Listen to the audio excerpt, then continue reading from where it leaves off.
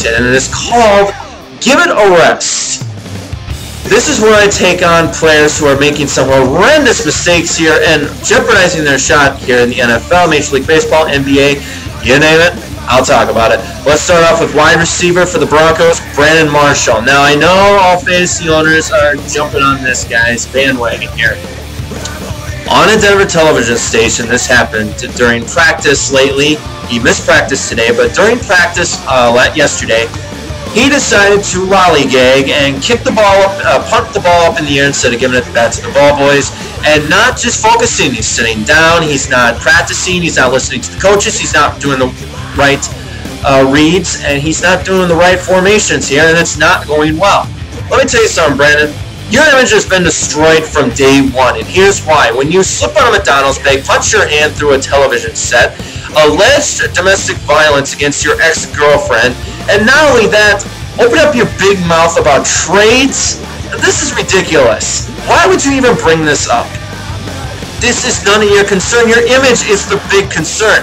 Your productivity on the field is your big concern here. And if the Broncos are getting tired of your attitude, you could be cut, you could be waived, you could be traded. You need to get this straight. You need to realize you are the #1 wide receiver, and you need to start acting like the #1 wide receiver, not some prima donna. It's just getting ridiculous here. Your quarterback is Kyle Orton. It's not Jay Cutler, so you're not going to the Bears. Live with it. It's football. It's life. Get with it, man. Seriously. Thank you. Yes, folks, do we remember NFC Championship game? Cardinals offensive coordinator Todd Haley putting Anquan Boldin in his place? Yeah, I remember that too. It was great. And once again, Boldin opened up his big mouth about money. You know what, Boldin? When was the last time you started 16 straight games? I'd like to know. 3 years ago. The last 3 years you have been injury-riddled, and you've been opening up your big mouth year after year after year trying to get some money going here. Let me tell you something. The Cardinals front office does not care. They have thrown this on the back burner because they know they cannot trust you to be healthy. And once again, you proved them right with a right hamstring injury. Now, I don't care what you have to do. Stretch it out. Get it going here.